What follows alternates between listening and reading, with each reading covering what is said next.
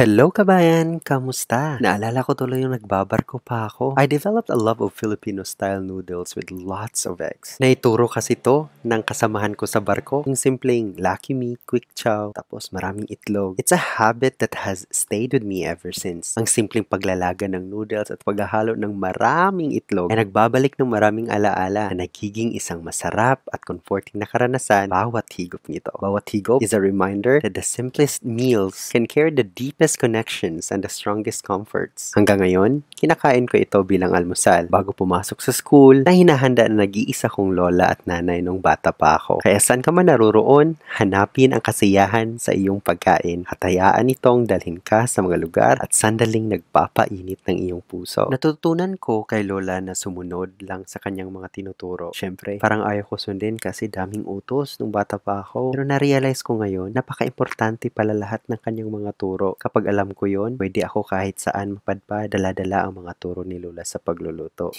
Hindi lang sa pagluto ng noodles ha, madami pa. Maraming salamat talaga Lola sa iyong pag-aalaga. Kabayan, padayon lang!